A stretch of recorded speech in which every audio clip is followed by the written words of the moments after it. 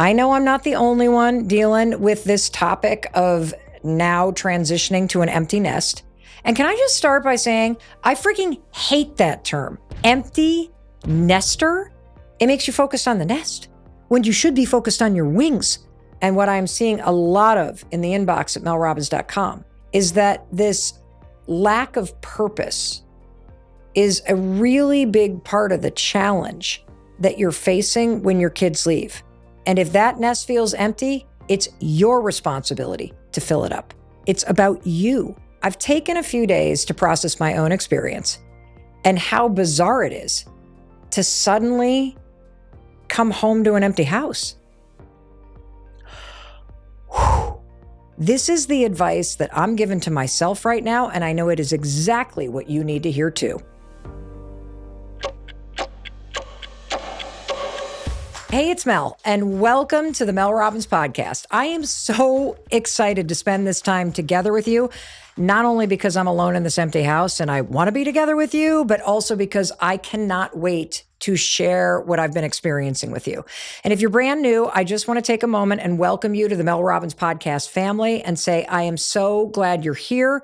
I also want to acknowledge you for taking the time to listen to something that could help you be happier and improve your life. And this conversation that you and I are going to have today, I can already feel the ripples of positive change it's going to create in your life and in so many people's lives that you care about, because you and I are going to talk about that huge transition that happens when you become an empty nester. And can I just start by saying, I freaking hate that term, empty nester. I mean, who wants to feel something that begins with the word empty? Let's just unpack that. Empty stomach, that's not a fun experience. Empty refrigerator, that means that you're starving. Empty tank of gas, you're not going anywhere. Empty wallet, oh, you're broke. Empty nest, who came up with this term? This is a terrible term. And can I just get someone to rebrand this enormous transition in life to make it sound better? I've heard the term bird launchers. I love that. I love that term. You're not an empty nester. You've launched a bunch of birds. And I'm going to remind you, just like I keep reminding myself right now, those little birds, yes, they launched, they are flying back. So we don't need to be acting like somebody died, okay? They may not move back in with you. They may not live down the street from you, but I'm going to tell you something. They will come back. They will be in and out of your life. But in the meantime, you and I, we're sitting in an empty nest. And I've thought about what advice, Mel, what advice do you need to hear?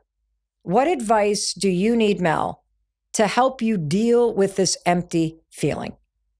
And I have so much, I cannot wait to share this with you. Because just like you have to fill up an empty fridge with food, and you got to fill up an empty wallet with some cash, and you got to fill up an empty tank with some gas if you're going to go somewhere, you and I have to fill up our lives with things that make us happy. You have to fill up your time with something other than thinking about your kids. It's not just our kids who have launched from the nest. You need to launch yourself from that nest too. And that brings me to our conversation today. It is time for you and me to launch ourselves into a very full chapter of your life.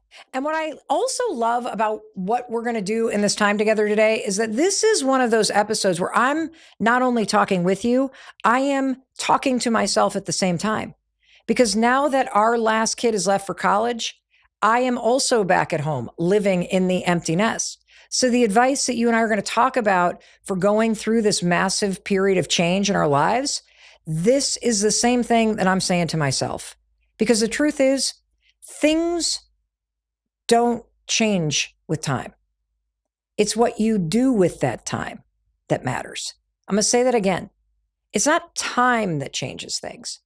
It's what you do with that time that matters. And the first place I want to start is by putting this massive transition into the proper context. Because when you understand the larger context of what's happening and why you feel the way that you feel, it's not going to scare you that much. You're not going to feel lost.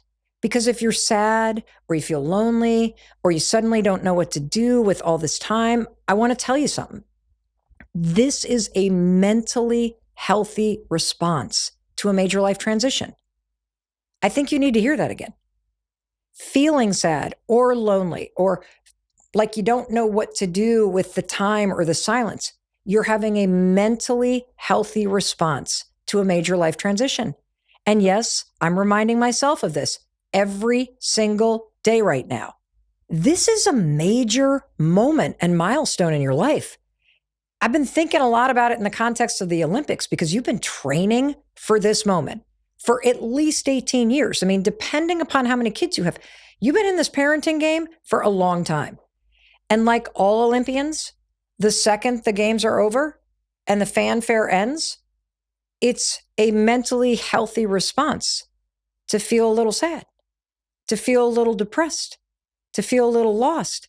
In fact, can you just stop and give yourself a little credit for how you showed up and what a whirlwind these last 18 years? I mean, it's been all about the kids all the time. The only other things that you've been able to squeeze in there is work deadlines and maybe things you need to do with your aging parents. That's been your life for 18 months straight. From the stress and anxiety and the fights and the frustrations over college applications, which for us here in the Robbins household, that lasted all the way into the summer because our son was waiting to hear from a waitlist spot that never materialized. And once you do know where you're going to go to college, then what are you focused on? Wrapping up high school, which I call the seasons of lasts. The last game as a senior, the last party, the last time you're going camping with your friends, the last big sleepover, the last time you're seeing your friends, the last prom. Then it's all about the first. Suddenly when they graduate from high school, now it's the first time we're going to college. And you know what happens when you start focusing on actually going to college? You become maniacally obsessed with surrounding your kids with as much stuff as they can take. And I'm going to tell you something. As much college shopping as we did, I'm drawing the line at the headboard. There was no way I was buying my child a headboard for a college dorm room.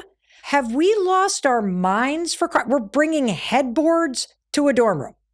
You've already spent your life savings at Sam's Club and Walmart and Target. In fact, as we were at Walmart and we have just 2 cartloads full of stuff and the woman is checking us out, beep, beep, beep, scanning all the items. She looks up and she goes, "Is someone going to college?"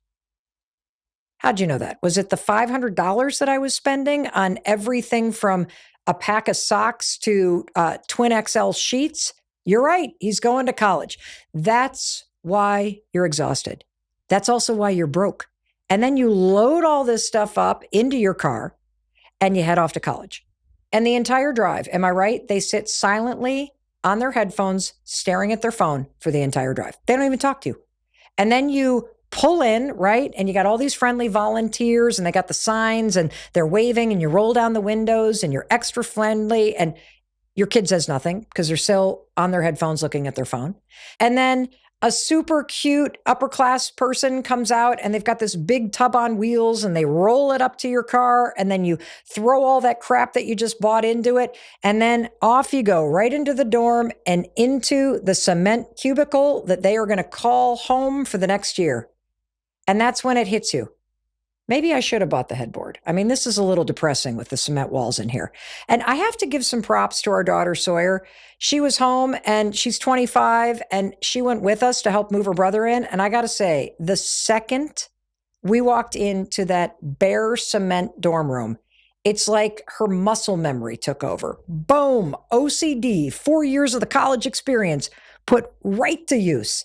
That bed was lifted up. The plastic drawers that we bought were stacked in the right place. All of a sudden, whoosh, the whole thing was pulled together. It was absolutely amazing. The desk is in the right place. The bed is now lofted. Those plastic drawers were stacked and put in the right thing. And all of a sudden, just like that, 90 minutes is over and it's time to leave. Because if you stay any longer, it would be weird for them and for you. And then it's the last hug. And in case no one told you, that last hug was the medal ceremony for the 18 years you just put in as a parent. That was it. All that work leading right to that moment. And if you stop and think, how did it end? Mom, you're embarrassing me. Okay, I think you guys should leave now. Orientation's about to start. Do you have to take one more photo? And then you get back into the car and you drive home. And then you get back home. Have you even stopped to realize that you've been drinking from a fire hose for your kid for the last 18 years? I mean, it's kind of astonishing when you really stop and think about how much energy you and I put into this. I mean, here's what I want to say to you. First, I want to say, you did it. I mean, I am so proud of you and me. I mean, we did it. Your kids may not be celebrating you, but I will celebrate you, and you need to celebrate yourself. And look, if they were handing out gold medals in parenting, you get one. Whether you bought the headboard or not, you deserve a gold medal. You earned it. And while I'm on that, I want you to send this to every single parent you know, because they deserve a gold medal and they need to hear that. And so I'm sitting here, I'm like, come and get it. I will tell them they deserve a gold medal. And by the way, if you're one of the millions of young adults who listen to this show around the world, this is the episode to send to your parents, because they are going to need to hear the advice that I am about to share. And what I love most about the advice you need to hear is that it's the same advice that the young adults and the college students and the kids that have gone off to the military, that they need to hear. And you never stop and think about the fact in this moment that the transition to college is the exact same emotional experience as the transition that you're going through, where your kids have left for college. You and your kids are on a parallel emotional track right now.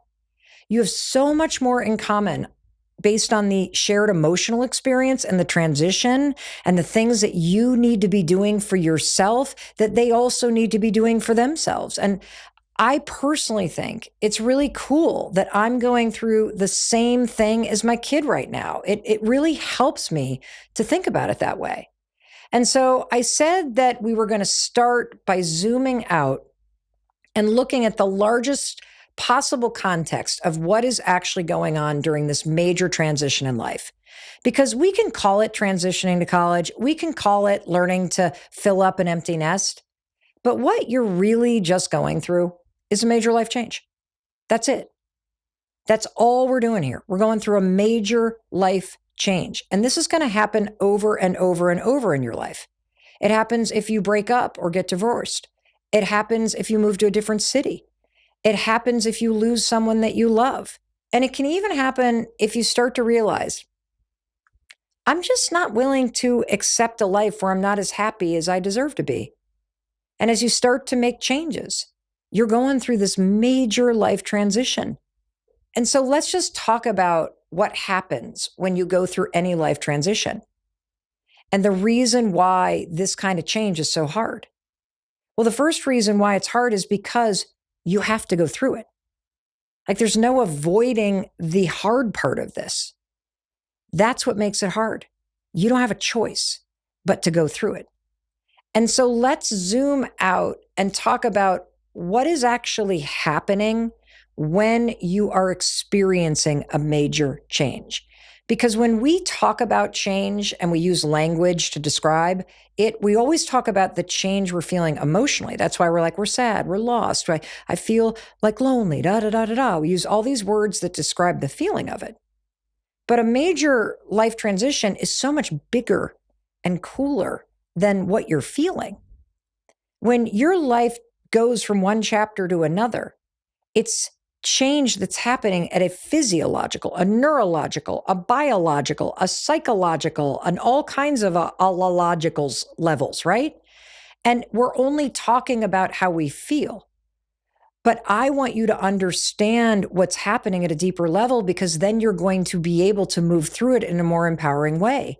What you're actually doing is you are unlearning the way you used to do life. You're unlearning the patterns from the old chapter. And you're just in the process of learning a whole new way to do things. That's what's happening. And whenever I think about a major life change, there's this visual that always comes to mind that helps me. So imagine that you wake up tomorrow morning and all of a sudden there's just this huge surprise snowstorm. And everything around you is covered in 2 feet of beautiful, pristine, brand new snow. Now imagine that you have to plow a path through that snow. And that path that is getting plowed through that snow, that's the process that your body is going through right now, and your brain and your nervous system. As your body, brain, and nervous system is trying to learn new patterns, this is why it feels unnerving. You're learning new brain pathways. Your senses are pushing through an entirely new experience, whether that's the experience of all the new sights, smells, sounds in college, or it's the sudden experience of feeling empty at home. And I think part of the reason why change is hard is we only use words that describe the emotion. I'm sad, I'm lonely, I'm empty, I'm lost. What if I told you those are just words that describe this unbelievably cool thing that you're able to do, which is plowing new paths forward in your life, learning new patterns, learning how to change and grow. And if you think about this transition as simply the normal human process of unlearning the way that you used to do things and learning and plowing forward through a new way of moving through your life, what you're doing is you're mastering this super important skill of resilience, of growth, of truly being able to transition through any change and know that you're going to be okay. Change is only overwhelming if you don't understand the larger context of what is happening and why it takes time. It is so easy to get overwhelmed by your own emotions if you don't see the bigger picture, that it takes time to go from the snow falling to plowing this new path. And it's going to feel like you're pushing through something. This is normal. And so I wanted to start by validating both for you and for me. I'm reminding myself of this every day, that there is a simple truth about life. All change is hard because it doesn't just feel like, boom, you're a snowplow. It feels more like, oh my gosh, this just happened. And now I'm knee deep in snow and I only have a spoon. That's what it feels like. But you're going to keep reminding yourself that it's supposed to feel like this. And eventually, with a little bit of time and continuing to push yourself forward, you're going to be plowing a new path. Because any change in your life is just requiring your body to learn new patterns in life. That's it. I'll give you an example of what your kid is dealing with right now and what you're probably dealing with right now. Let's just talk about the five senses. One of the reasons why it is so overwhelming for kids to transition to college or transition into the military or transition into a full-time job right out of high school if they moved out and they're not living with you is because it's sensory overload. Every smell, every sound, the food tastes different, the texture of the rug they walk on, the fact that they're now in a room sleeping with a human being that they don't really know, and maybe that person doesn't even sleep through the night, so they're walking in and out of the room. This is sensory overload. That's why it feels like you're in the middle of a snowstorm with a spoon. You're just like figuring out how to absorb all this. And that's why this visual helps me personally, because I'm like, oh, this makes sense. I'm just plowing new pathways. I'm learning new behavior. I'm allowing my mind and body to absorb something new. And for me, the sense that is just kind of an overdrive right now that's unnerving is sound. Or should I say the lack thereof. It is eerie how quiet it is in this house. I mean, I used to think our dogs were annoying because they bark too much. Now I cannot wait for them to bark because it's a sign of life. And it feels unnerving because it is unnerving. Let me just think about that word, unnerve. Your nervous system knew what it felt like to live in a house when your kids were there. If you are unlearning patterns, you're unnerving it, right? Kind of cool if you think about it that way. So it's appropriate that you're not used to it. And that's all that unnerving means. You're not used to it yet. And I'm going to warn you and me, we got to be very careful about the words that we're using right now, because it sounds very different to say to yourself, this quiet is so unnerving. versus I'm learning how to be with the quiet during this transition. Do you feel the difference?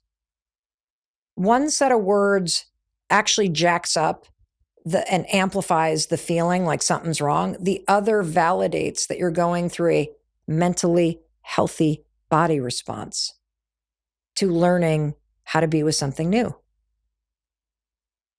That's all that this is a new pattern. And that's why I'm sharing this larger context with you. And I also want to remind you of something.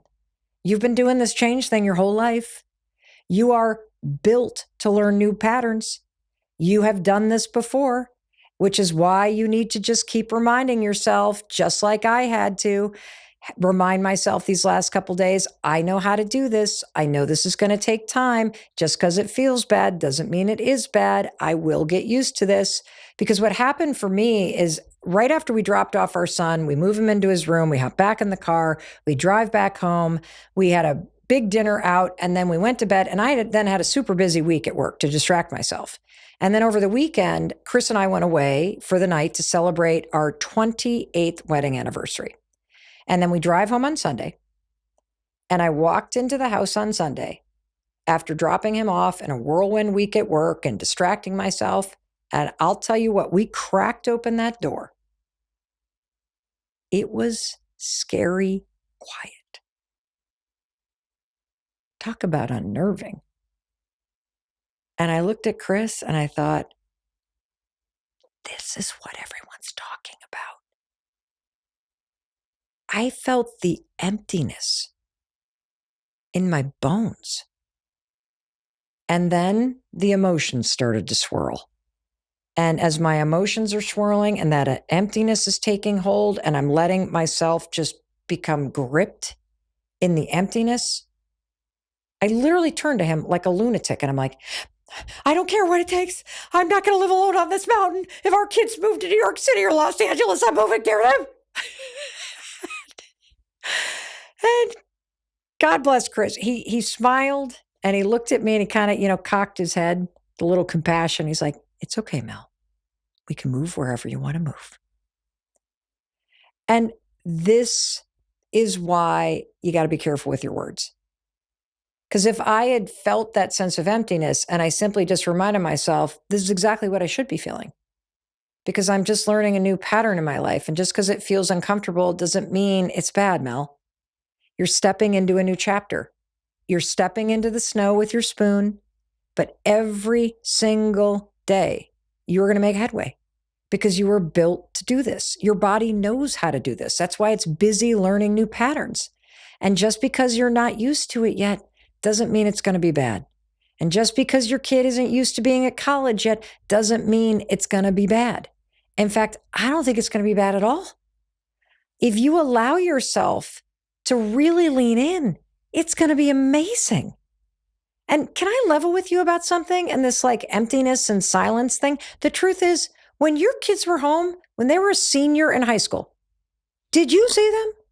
I mean, when Oakley was a senior in high school, he would leave first thing in the morning and grunt at me as he was leaving out the door. He would come back after practice. He would cook himself something fast to eat, and then he would be up in his room either playing video games or doing his homework. I mean, half the time when I made dinner, he's like, I'm not hungry. I already ate. So was he really around? Not really. He was living his own life. That's what he was doing. And that's what he was supposed to be doing. But standing there, easy to forget the context. And I had a moment, and I'm sure it's not the last moment I'm going to have, where I just looked at Chris and I'm like, oh my God, it's just you and me. And I also want to share something about that moment, because this is also important. When I had that like, oh my gosh moment, what do you think my first impulse was? In that moment of discomfort, in that moment of experiencing the silence or the emptiness, what do you think my first impulse was? It was to reach out to Oakley. It was to reach out and text him and be like, hey, how was your day? How are classes? Have you met anybody? This is also normal, but this is an old pattern. This is a pattern that is programmed into your body and brain for 18 years minimum, because for 18 years minimum, you have seen this kid, you have talked to this kid, you have been near them, you have reached out to them, you have filled your boredom by connecting with them, you have had fun by being with them. You are so used to doing this that I want to normalize this urge that you have, that in any moment of sadness or boredom or uncomfortableness, you're going to want to reach out to them. And while this is normal, I want to highlight that this is an old pattern that in the first month of them being gone, you and I have got to catch this and we have to break ourselves of this pattern. Can you reach out to your kids? Of course, and you should. But in the first 30 days, I want you to try a little experiment. This is something I'm doing with myself. It's hard to do, but holy cow, is this helping. Every single time you have an urge to fill time by texting your kid, try to wait 30 minutes, just in the beginning. Because you have to watch out for how often you're going to try to fix your boredom by reaching out to them. Happened to me. Here I am. I'm sitting down with Chris on that Sunday night. We're sitting at the island in the kitchen, and I'm realizing this feels weird. I'm not used to it just being the two of us. But I'm not going to reach out to Oakley for 30 minutes. I literally have to sit on my hands and come up with things to talk to Chris about because I'm like, I can't reach out to him. I'm reaching for something right now because I'm uncomfortable. And if they're not texting you, good. That means they're off doing what they need to be doing. They're off with their spoon in the snow, plowing a new path forward. For crying out loud, don't interrupt them. You need to learn for yourself how to tolerate this new normal. Your kid is not the solution to your emotional discomfort. I'll say that again. Your adult child is not the solution to your emotional discomfort. And I want to prove to you why this advice is so important and why it's critical for you to try this in the first 30 days. Remember how I said earlier on that one of the coolest things about this big life transition is that you and your child are going through the exact same parallel emotional path and the exact same process of transitioning into a new chapter of your life? It's cool, right? So let me ask you a question. Every time your child gets nervous or feels a little sad or feels a little lonely, which is going to happen a lot the first month, do you want them to call you? I'm dead serious about this. If every time they don't know what to do with the 2 hours they have of free time after their classes, do you want them to be calling you? Of course not. What do you want them to do? You want them to spread their wings and boldly fly out the door of their dorm room and lean into their new life. That's what you want for them. Of course it is. How do you teach them to do that? By modeling them. That's how you do it. And by the way, if they called you every single day crying and saying that they were sad and they were lonely and they can't make friends, what would you tell them? At some point, you would tell them that, yes, this is hard, but at some point, you need to hang up the phone. You need to get out of the dorm room. You need to go walk around the green. You need to get to the cafeteria and go sit with somebody that is sitting alone, and you need to start to put yourself out there. And you need to hear the same thing. Why is change hard? Because you have to go through it. Nobody can do it for you. And so the next time that you or I have one of those waves, and we are going to have those waves, I want you to remember, this is just the process of change in my body. All my 5 senses are unlearning the way that I used to do things. They're unlearning my old coping mechanisms. This is why it's unnerving, because I am unnerving these patterns, just like my child has to. We are all knee deep in the snow together with a spoon, but little by little, as these waves come and go, which is normal, you are making that path in a new direction. And so a couple more points that are just broad strokes that really help me when I'm going through a moment where change is hard. Number one, it's just going to take time. You got to give it a month or two. In fact, I think that's why most parents' weekends are always scheduled about a month after your kid gets there. It's scheduled for both you and them to have a forced separation. Why? Because you need time to settle into a new routine. It just is the process of your body learning a whole new pattern. You know, I remember once I was talking to a head of one of these like summer sleepaway camps, and he said something really interesting to me.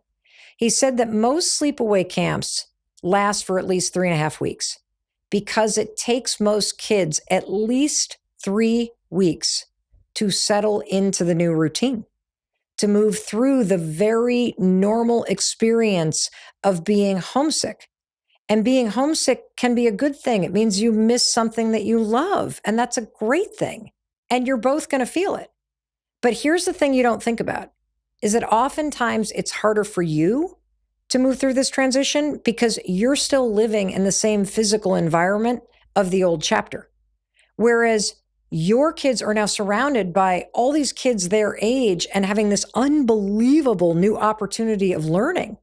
Literally, an entire academic community exists just to support them. How cool is that? I mean, if you and I could trade places with our kids and go to an adult university, it'd be like camp. Wouldn't that be a blast to be with a bunch of people in their 30s, 40s, 50s, and 60s? That's why you need the same advice that you're going to give them, which is college is what you make of it. And so is this next chapter of your life. And if that nest feels empty, it's your responsibility to fill it up. It's what you make of it. It's about you. Change doesn't happen over time. It's what you do with that time that matters. And so if that calendar of yours feels empty, you got to fill it up. This is an opportunity for you to take responsibility and make this next chapter of your life better. The fact that your kids are in college, becoming their best self, just opened up all this time and energy for you to focus back on yourself. And you not only need to fill your life up, because it's going to make you happier and it's going to help you feel more confident. You need to do it because this chapter is going to become one of the best chapters of your life. And you also need to do it because if you don't, this change is going to be even harder for you. So, you know how there's that exercise class they haven't been able to get to because you've been so busy getting your kid ready to go to college? Now you got the time. Those friends that you haven't seen, that you've been wanting to see, you got the time. The class you've always wanted to take, the skills or hobbies that you've wanted to pursue, you got the time. You want to get better at cooking? Fantastic, do it. What projects do you want to take on around the house? You got the time. I mean, it's probably a little too soon to convert their bedroom into your home office or your craft den because they're coming home in a couple months. But there are things around the house you have not had time to take care of. And here's a good rule of thumb, other than it's going to take a couple months and it's your responsibility to fill up your life. A good rule of thumb that I live by is you got to leave your house once a day. For me personally, one of the things that I'm excited about reconnecting with friends and having way more fun in my social life because it's going to make me happy. And second, it's filling up the calendar. So I have something to look forward to. And you need to do the same thing. I'm feeling really excited right now because I have friends coming almost every weekend for the next 4 weeks. Why? Because I reached out and asked them to come. I've made plans to see somebody in Nashville in November. I've already made plans for March. This is a whole different world. I mean, I'm no longer tethered to a high school calendar and a sports schedule and travel teams on the weekends. And this is, I guess, why I hate the term empty nest. It makes you focus on the nest when you should be focused on your wings. So how about you spread your own wings and you fly on down to that CrossFit gym that you keep hearing your friends talk about, or flap those wings and get your rear end to the library where there's book clubs or a language club you can join. And by the way, if you've been the one cooking dinner for everybody, guess what? You can make whatever you want. You've always wanted to try being vegetarian? There's nobody there to complain. Now's the time. If you'd like to eat earlier, you can eat earlier. Everything is there for you to explore if you get out of that nest and take flight. And so I hope you're starting to recognize you're not trapped where you are. You have wings. And now is the time to spread them. Because the only way that you're going to make this the most exciting chapter of your life is by taking flight. And nobody can do that for you. And you know, the truth is, everything that I've talked about so far, that's enough for you to take responsibility for this chapter of your life, for you to understand the nature of change that's happening right now, and for you to do a few small things to turn this into an incredible opportunity, to create a whole new chapter, to build resilience, to grow, and to be happy, and to support your child as they do the same thing. But as I was really reflecting on my experience and as I was digging into the questions that I was getting over and over and over again in the inbox at melrobbins.com, I realized there are 3 challenges that can also come up, particularly during this type of transition, that can make things more difficult than it already is to move through this kind of change. And so I want to tell you what those 3 challenges are, and then I'm going to go through them one by one and give you specific advice if you happen to be dealing with this. And the first additional challenge is that if your kids leave for college and you realize, oh my gosh, my kids were my entire life. I have no sense of purpose without them here.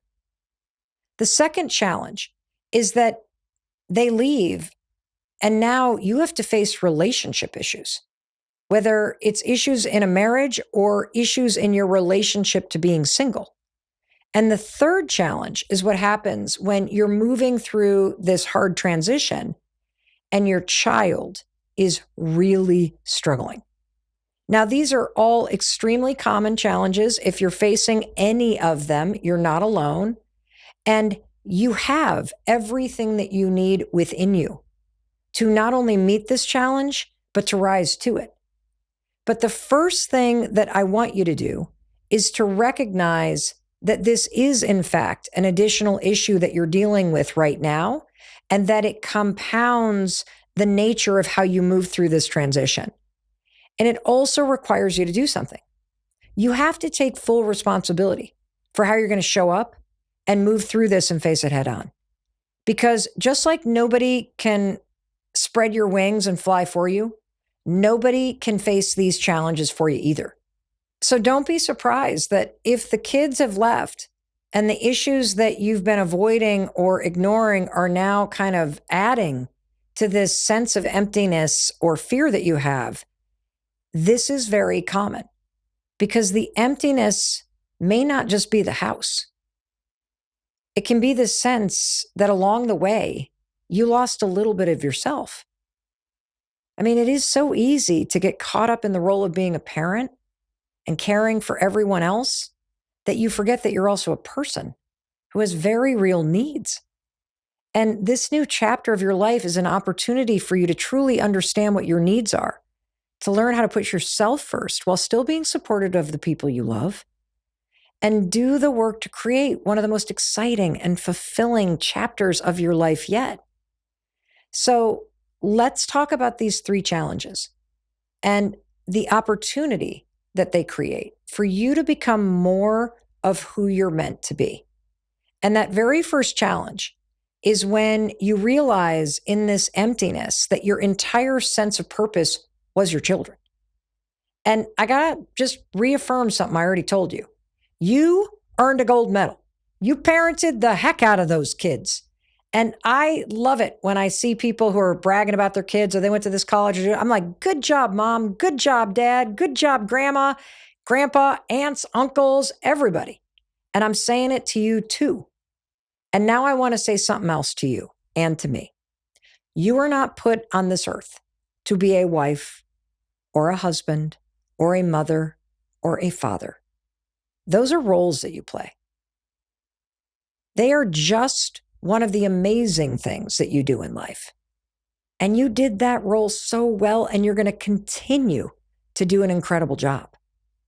Because remember what I said, that you're on a parallel path with your kids?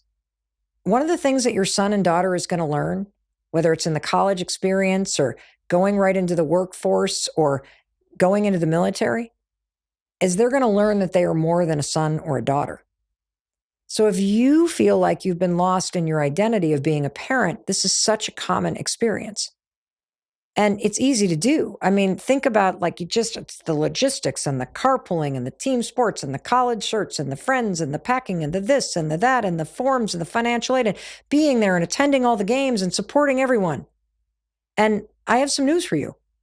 You're not done with that. Just because they left the nest doesn't mean they're not coming back. And as they get older, what I have found is that the problems just get bigger and more expensive.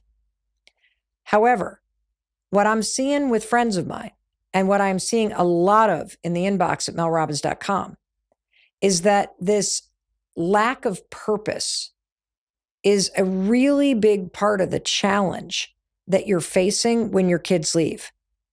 And that's what's making this transition even harder. And maybe you're having a moment of honesty with yourself. Maybe you're thinking, this is something I've avoided dealing with for a long time. And I knew this day is coming, and now it's here. So let's talk about how you find purpose in this moment. Because everything that we already discussed about change being hard and the process of your body learning new patterns, that still applies. That experience of learning how to be with that quiet or that deafening silence, there's no avoiding that.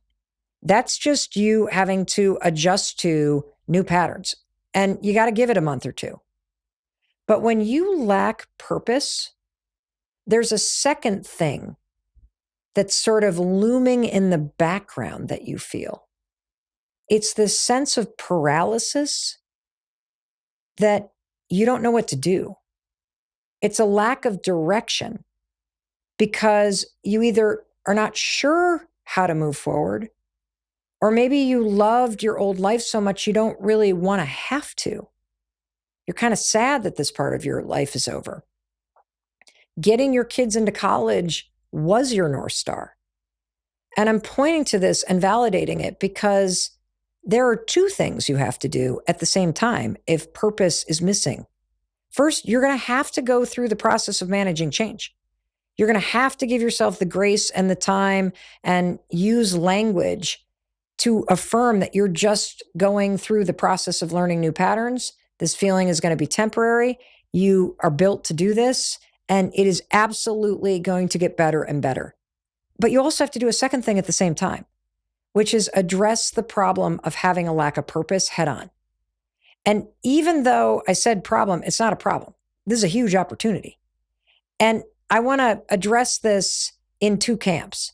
First, I want to talk to you if you already have a sense of what your purpose might be. Maybe you've been putting off a career as a realtor, or waiting to write that book, or to go back to school, or to pursue your art, or, there was something that you were kind of waiting on until they left. And I got to say something, whatever it is, you spread those wings and you start flapping, baby, and you start flying toward it. That is your job, to leave the nest every day and fly a little bit forward toward that thing. And don't you ever, ever, ever say you're too old. Don't you dare let your friends Mel Robbins catch you saying that. I want to remind you, I started this podcast when I was 54 years old, and I had 2 kids that had left the nest. And so if I can do it, you can start something new too. So flap those wings, because really stepping into that purpose, grabbing that spoon, spreading those wings, and starting to shovel that snow in a new direction, it's going to improve your life. It will fill things up. So if you know, go. However, I'm seeing there are a lot of you who do not know what to fill that empty space up with. And not knowing just leaves you more paralyzed. So I've got a couple specific things that I want you to do if you have no clue what direction to head in. You're standing at the edge of the nest, you got your wings out, you're like, what direction do I fly? Get me out of here, I got to do something. Here's number 1, ask your kids. The next time they call home, say, hey buddy, I got a question for you. If you got to choose what I were to focus the next 5 years of my life, dedicate my life to, what would you recommend I do? You know me better than anyone else. And by the way, if you're listening to me right now and you have a parent who hasn't figured this out, whether they just dropped you off at college or they just got a divorce, will you send them this episode, please? I know they send you episodes of this podcast all the time. This is one of those that you can return the favor and say, see, here you go, mom or dad, you need to listen to this. And you can also tell them, I think you really should go back to school, mom. I think you really should do your art, mom. Dad, I think you really should hike the Appalachian Trail. Whatever it is that's in your heart, tell them. Give them permission. Second, there's a foolproof way that you can figure out a sense of direction if you have no idea what your purpose is. Simply focus on improving yourself. If at any moment in your life you don't know what direction to head in, turn inward. your purpose is you.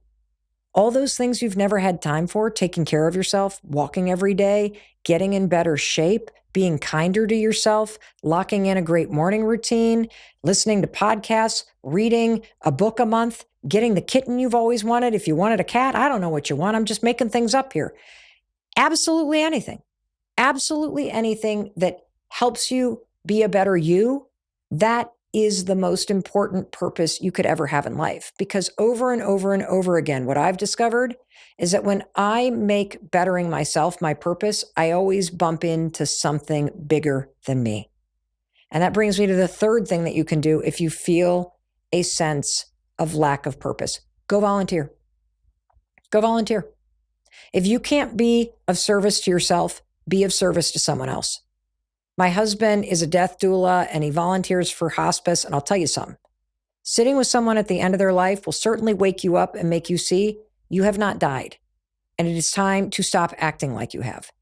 Helping someone else will give you a sense of purpose immediately. And it will also help you have a much bigger perspective about what you have in your life, not what you've lost, what you have gained, what is available to you in your life outside of just that role of being a parent. That brings me to the second challenge that's super common in this major life transition. And that is that when the kids leave, the relationship issues that you've ignored are suddenly right in your face. And so I'm going to address both relationship issues when you're single and relationship issues in your marriage that bubble up once the kids leave. First, let's cover what happens when the empty nest reveals rotten eggs. And I'm not talking about your spouse's farts. I'm talking about your relationship. Something stinks about it. And the problem is you and your spouse have kicked this down the field. These are the conversations you've been avoiding. The issues that you knew you needed to deal with have been swept under the rug, and now you're tripping over them. You stuck it out, but now that everybody's gone, there's no running from them. What you've avoided is staring at you in the face, and they're usually wearing a really ugly pair of sweatpants when they're doing it. You know what I'm talking about? Because the things that you ignore always become the battles you have to fight later, and the day has come. But I'm here to tell you, you're going to win. It is so common to have this, oh my God, moment when the kids leave. Because you haven't been in a marriage, you've been in a throuple or a quadruple or a quintuplet, because you and your spouse have always had these kids running around and in between and all over the place and distracting you. And now that it's just the two of you, you get to decide whether or not you're going to approach any challenges like an amazing opportunity or a deal breaker. So the question is, what do you do if your relationship feels like roommates? Or you realize there are some big issues here we've avoided all along. Or maybe you're realizing, I don't even like this person. I'm not sure I want to be married anymore. These are all really good questions. And in order to get to the right answer for you, I want to start with a simple truth. People only change when they feel like changing. So the single best thing that you can do right now is realize you are not going to change your spouse, period. Only your spouse can do that for themselves. The only thing that you can control is what you decide to change about yourself, how you show up, what you want to work on. Because a healthy relationship requires two things to be present. It requires two people who want it to work and two people who are both willing to put in the work to make it work.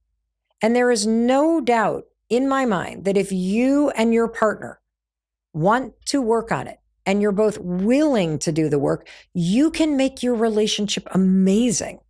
That's what my husband and I are doing. I am not leaving this to chance. I called in the heavies. We went to see a couples therapist, and it's really helped because even though our relationship was good, we lost part of our connection because of the demands of parenting. And I think it happens to everyone.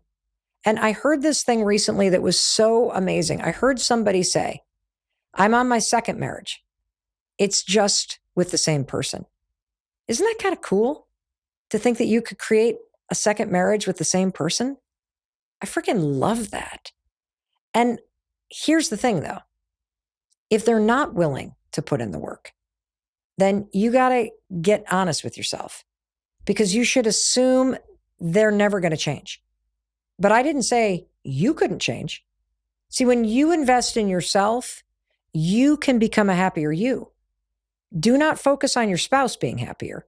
They are not the source of your happiness, especially if they're not willing to do the work to get better. The fastest way to make your relationship happier is to make yourself happier within your own life. And when you do that, life has a funny way of sorting out the relationship. Because now that you're happy, your relationship does not have to be the sole source of your happiness. And another thing happens when you're happier. You raise your standards for what you accept and allow in your life. So now let's talk about being single and how that deafening silence that happens during this transition will become magnified if you're already feeling lonely. And you have to take this very seriously because you cannot expect friendship to just fall out of the sky. You cannot expect a relationship to just land in your lap. You have to take responsibility for creating it. You have to take responsibility for creating your social life and your love life. And isolating yourself right now, it is only going to magnify the loneliness you feel. And if you think change is hard now, it's going to be way harder in 2 months when you're sitting in your house alone and your son or daughter is no longer calling or texting you because they leaned into their life when you didn't. And as your friend, I'm not going to water down what I need to say to you. Everyone is struggling with adult friendship. You got to stop feeling sorry for yourself and you got to get to work. And you have to take this seriously because friendship matters and you deserve amazing friends. In fact, I have done a ton of episodes on adult friendships because I've struggled with this topic recently in my own life. And the episodes, they're all going to be linked in the resources. And as soon as you are done listening to this episode, you better giddy up down to those resources and click on those links and queue up all those episodes and listen to them and then make a plan. Follow the advice to a T. Because while your child is off making new friends and going to parties and watching games and learning and having all these new experiences, so shall you. But only if you force yourself to. Which brings me to that rule I shared earlier. Get out of your house once a day. Do not allow yourself to learn a pattern of becoming a hermit. And I'm also going to tell you that my next book comes out. It's called The Let Them Theory on January 1. And you better have that puppy in your hands because there's an entire section about using the Let Them Theory to create the best friendships of your life. I wrote it for you. The bottom line is the best chapter of your life is beginning right now. Yes, the first 30 days are going to be a little rocky. You're going to get through it. But the most amazing people in your life, they're ahead of you. They're not behind you. You haven't met them yet. And you're going to meet them after your kids leave. And isn't that exciting to think about? And you want to know what's even more exciting? The best years of your love life happen after your kids leave. And that brings me to the third challenge that can make this transition in life harder. What do you do when your kids are really struggling with this? You're doing the work. You're filling up your calendar. You're flying out of the nest and down to your new exercise class. You're prioritizing yourself. You're making new friends. That little spoon has become a shovel. You are plowing forward in a healthy way. You wake up one day, you're like, holy cow, I'm actually enjoying this. But your child is not. They're calling home all the time. They're homesick. They want to transfer. And by the way, this doesn't just happen to freshmen. Every major change that your child goes through, they're going to struggle with it. In our household, for example, sophomore year was the disastrous year for one of our kids. For another one of our kids, it was junior year of college that blew. And don't even get me started about how difficult the transition is once they graduate and they have to enter the real world. But the question is, how do you handle an adult child who is using you as a human life raft to keep them afloat while the waters of their life feel rocky? When a kid struggles with this transition, it sounds exactly the same. I hate it here. Everybody has friends. I haven't found my people. Nobody likes me. Everybody's already like clicked up and grouped up. This isn't my place. I'm not having fun. I miss you all the time. I hate being alone in my room. I really want to transfer. This is not the place for me. I guarantee you, if these words are coming out of their mouth, if the tears are falling down their cheeks, I want to tell you what they're doing when they're not crying with you on the phone. They're spending a lot of time in their dorm room alone, and a lot of time on their phone looking at what their high school friends are doing. And if you're the kind of person who gets sucked into this, you're in deep trouble. And so are they. Because it's one thing to support someone as they're finding their wings and learning to fly. It's another thing to leap out of your nest and try to grab them in midair and lift them up with your own wings. Some little birds need to hit the ground in order to take flight. It's that struggle and going through it. That's what they need. It's learning how to face a challenging situation and become stronger than the things that you fear in your head. Remember I said that the hardest thing about change is that you have to go through it. And it is a difficult experience in life to watch someone struggle through the process of change because you can't do it for them. But maybe your child needs to cry it out for a week or a month and be alone in their dorm room until they realize they're sick of being sad and they finally hit the bottom of that curve and they head out and up and into the quad. You know they can do this.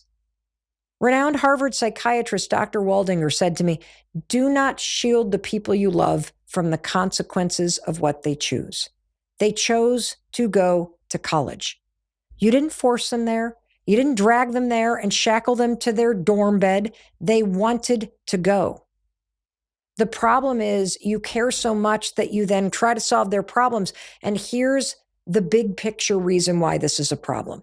Every time you do that, you're training them to expect you to rescue them. And I'm going to give you a really subtle example of how this is playing out in my own life right now and how I'm trying to remind myself that rescuing is not what I'm supposed to do. I'm supposed to support them in their own problem solving.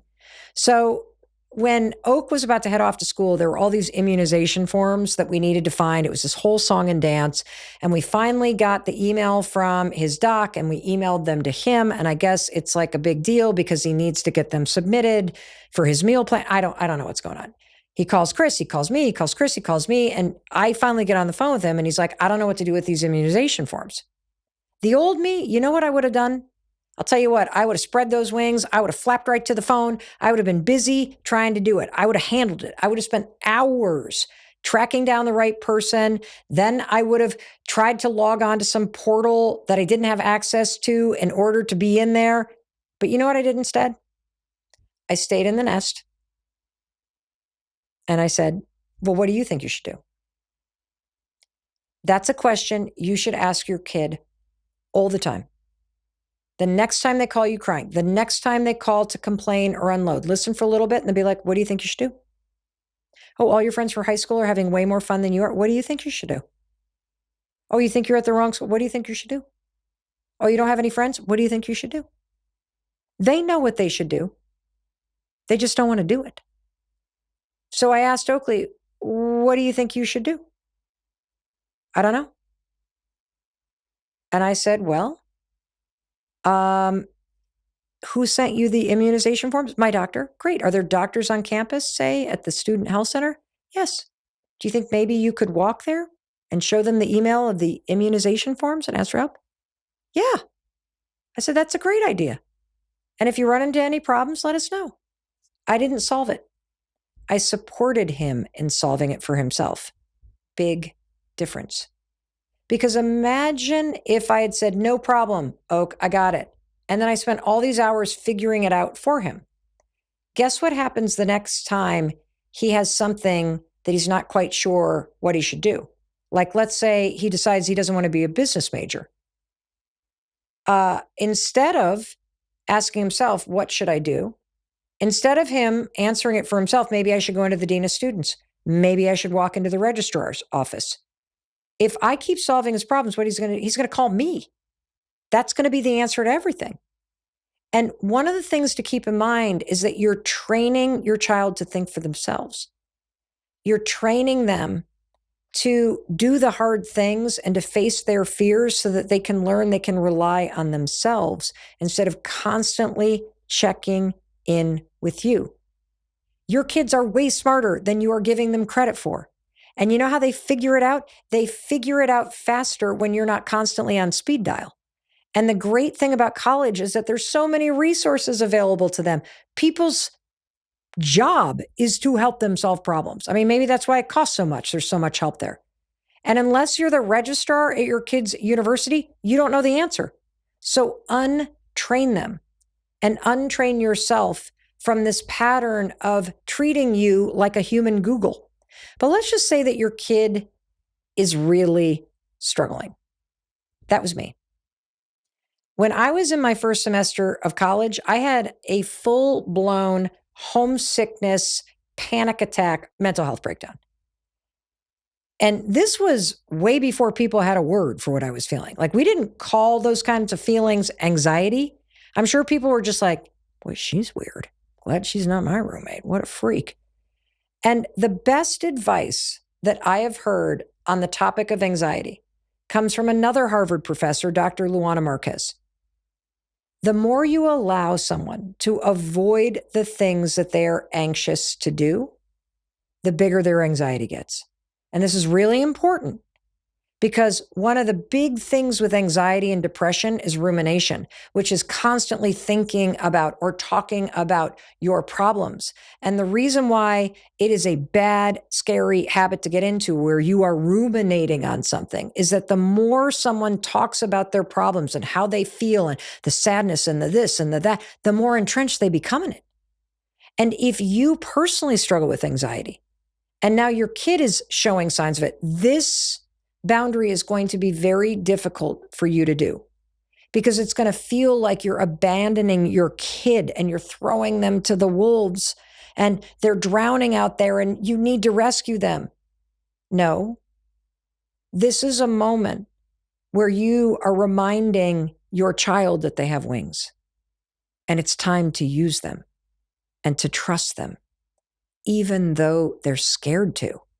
And until they let go and turn toward the thing they're scared to go do, whether it's go meet people, go talk to your RA, go walk down to the student health center and talk to a therapist, go explore areas of your campus, for crying out loud, get off your phone. And your life is not where your high school friends are at their schools. It's where you are.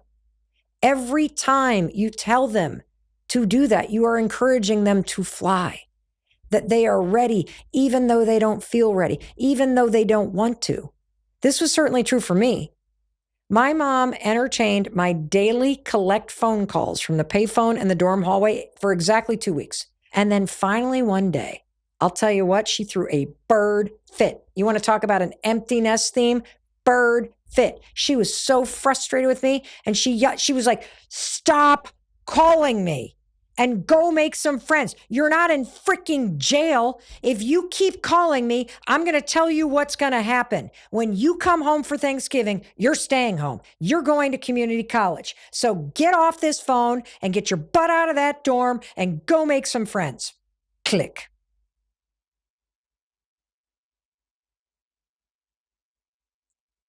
She kicked me out of that nest with that phone call. It was the tough love that I needed. But I'll tell you what, by that afternoon, I was a completely different person because I no longer had her as an outlet to avoid what I knew I needed to be doing, which was putting myself out there and making myself feel the discomfort and introducing myself to people and just moving through the normal experience of change, which is hard for all of us. Why? Because you have to go through it. And every single time you entertain that call, you're making them feel like their emotions and their fear are correct. You're making them believe they can't handle it, that this isn't the right school, that their people aren't here. And so validate how they're feeling, for sure. But as they're done crying it out, you have to say, what do you think you could do right now?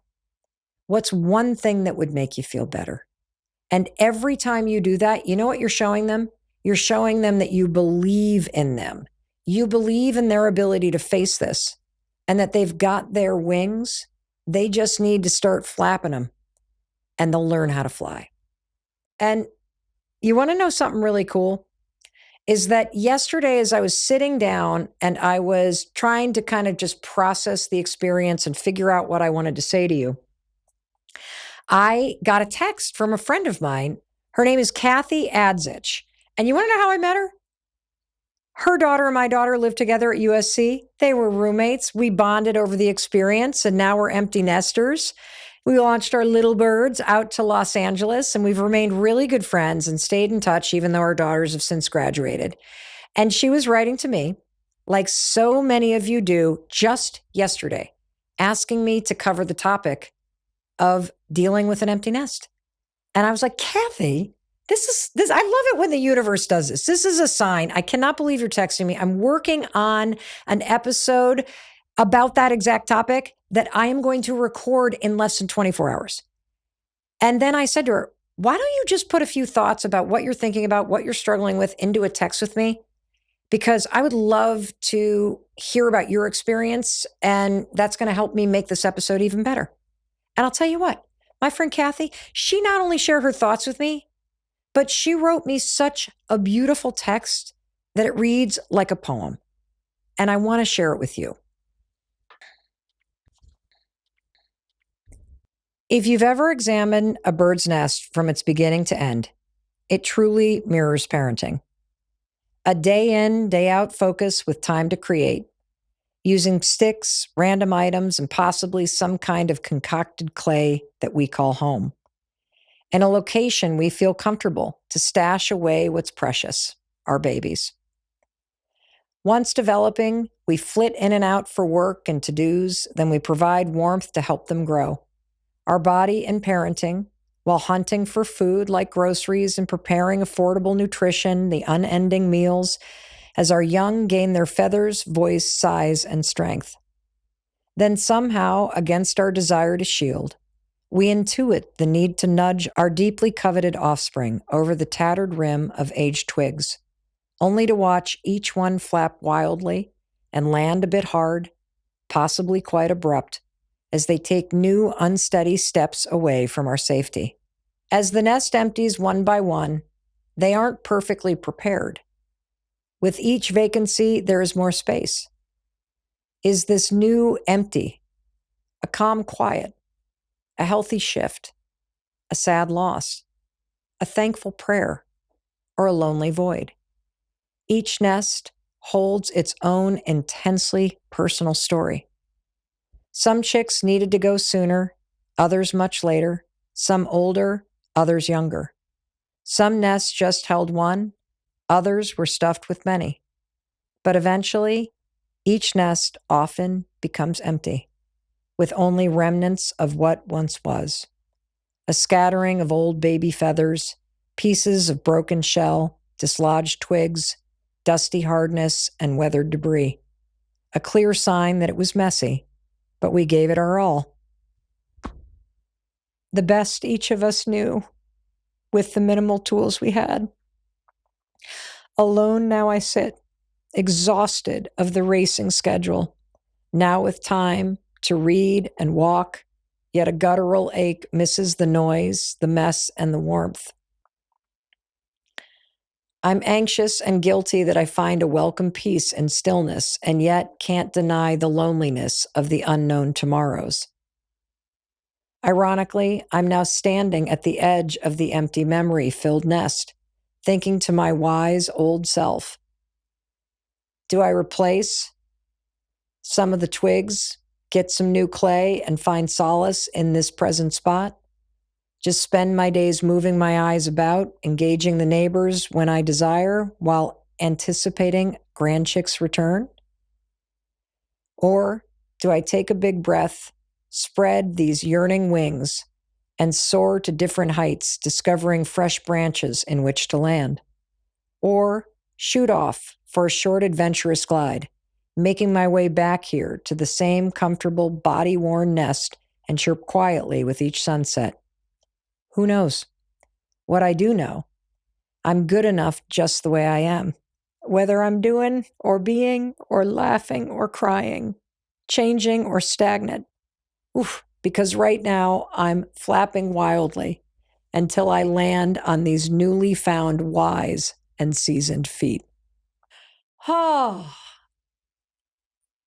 doesn't it make you feel better to know that we are going through this together? I know it makes me feel better knowing that you're here with me.